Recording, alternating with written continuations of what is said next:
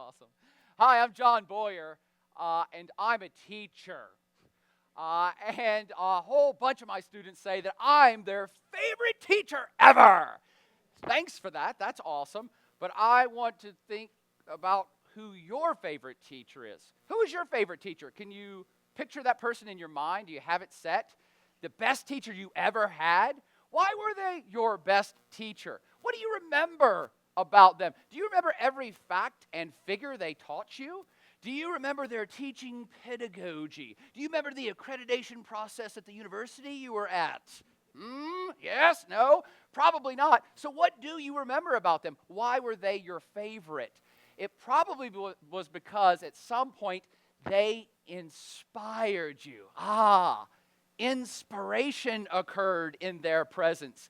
That transcendent moment of clarity in your mind, a moment of awareness and awakeness that opened up all sorts of possibilities and new ideas and new concepts you had not thought about before, and drove you to explore this maybe for a long time afterwards. That teacher cracked a door that then you wanted to go through. They lit a beacon, a light out there that like a moth to the flame, you are compelled to go into that light and know more. They planted a kernel of knowledge, nay, a seed of an idea deep in your brain that germinated, it took root, it grew, and it inspired and fired your imagination to keep going on forever. Inspiration is crucially important to the development of the individual, but also to the greater society. Why to the individual?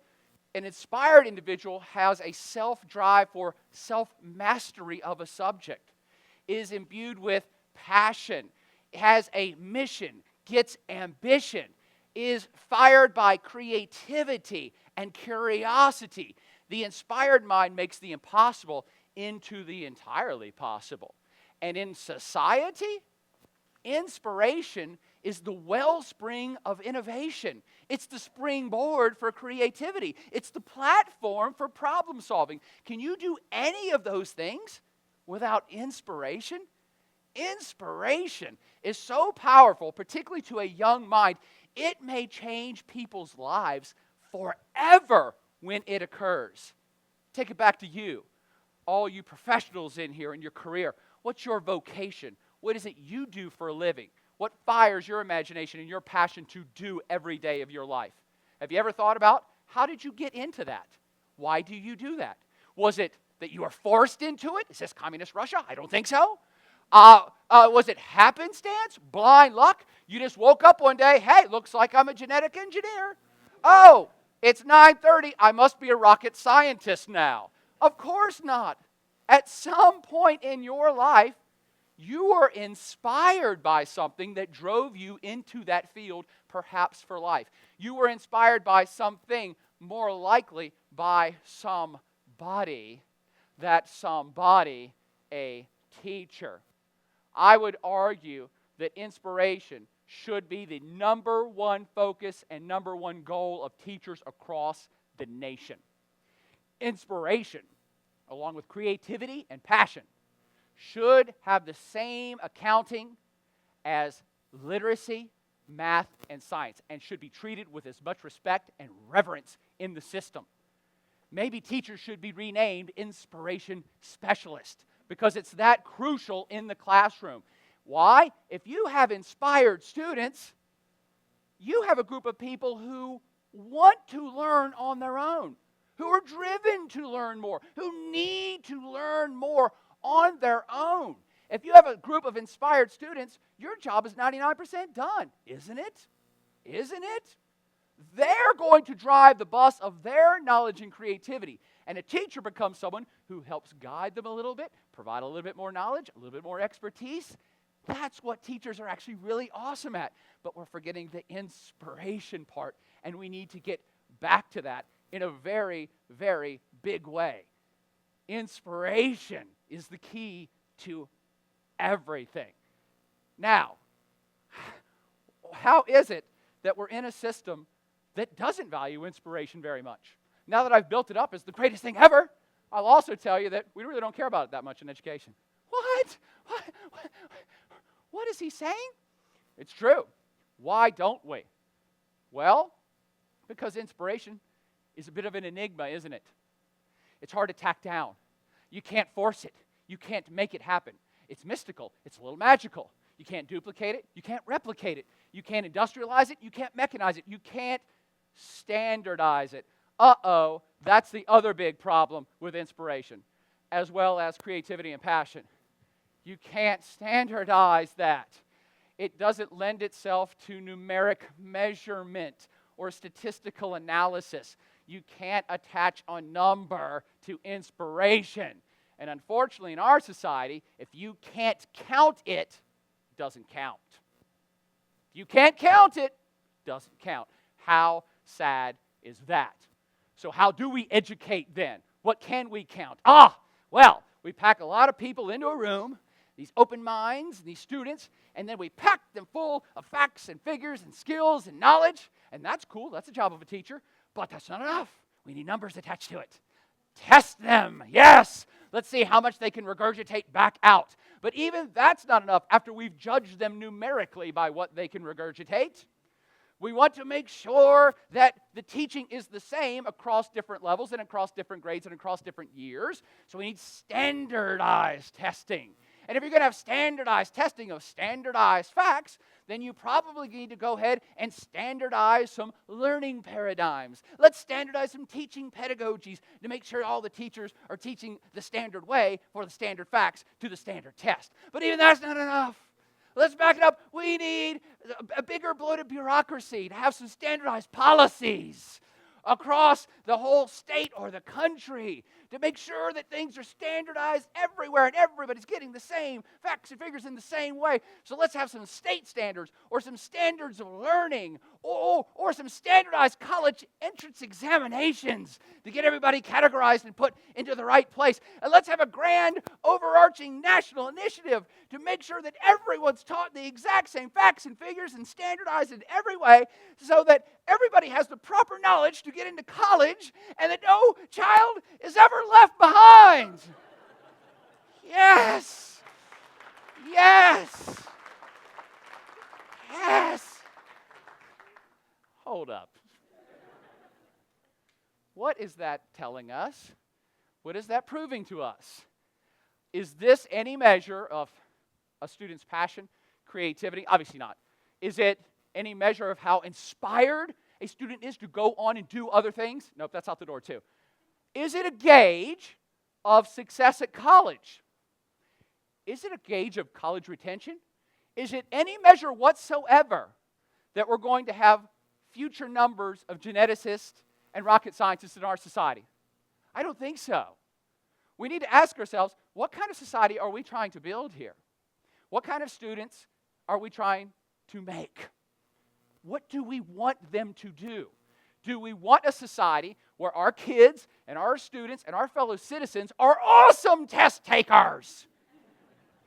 Or would we prefer to have impassioned citizens and students who are fired up and creative and inspired about their career and what they're doing and their creation and everything else about life?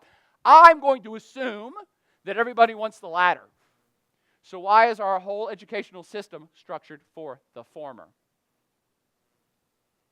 What's up with that? Thus, I say, more passion in the classroom, less pedagogy.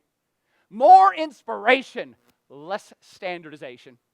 We can teach 1 billion kids 1 trillion facts and even complex systems and concepts and have them regurgitate these things on tests and get perfect scores.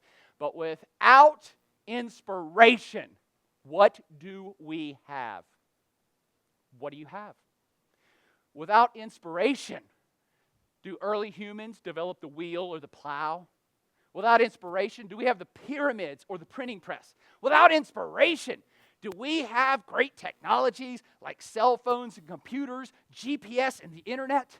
Without inspiration, do we have the Mona Lisa? Do we put a man on the moon?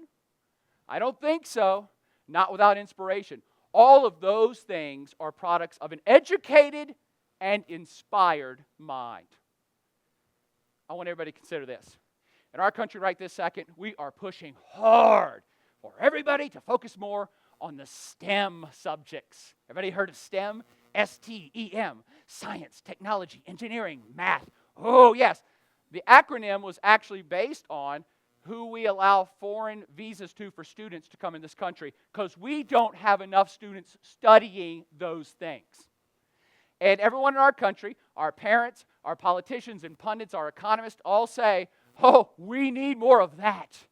We need more nuclear scientists, rocket scientists, electrical engineers, artists, entrepreneurs, information specialists, because these are the people that are going to build the 21st century information economy. We have to have all this stuff. And woe is us. Oh, our test scores suck. Oh, our standardized test scores are terrible. The European kids beat our kids. The Asian kids beat our kids. All the Chinese and South Korean kids destroy our kids in science and math tests. So what are we going to do as a people to remedy this situation and create the society we want? More tests! Introduce all of these subjects at an earlier age, more facts and figures, smash into more kids' heads at an earlier age, and more tests with higher standards to make sure they got all those facts. What is that going to get us? What is that going to create? Where is the inspiration? We can teach 1 million more kids 1 billion more science facts. Without inspiration, you do not have a space program. And let me stay with that for one more second, because we're crushing inspiration at a national level too, along with many other things, all right? But 50 years ago, over 50 years ago, the United States created NASA, space program, and planted this seed of an idea in the American psyche that we're going to put a human on the moon. Wow. That's inspiration. And for decades, that inspired young students to go into math and science and engineering and technology, because they could envision themselves as an astronaut, a nuclear physicist, an astrophysicist. Wow. Yes, that was awesome. But that was then. Now we're broke. So we can't afford a space program, and we measure the space program and measure its outputs, and we say, oh, it's not worth it anymore. It's not giving us what we want. It's not worth the money. Cut it and make it go away. What has been lost here? What has been lost? The immeasurable effect of inspiration on millions and millions of kids over decades of time. Gone, because you can't measure it. You know who is excited about these things, though? Is excited about space travel? You know where the most inspired students probably are? Asia, China, South Korea. Why there? Because they have better test scores? No.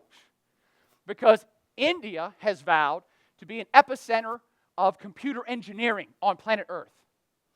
South Korea has vowed to put a robot in every household by 2020. China has vowed to put a human on the moon by 2020 and have a space station on the moon by 2050. The United States has vowed to raise or lower your taxes based upon your political affiliation. Where's the inspiration there? Is it any wonder their test scores are better over there? Maybe not. Here's the bottom line.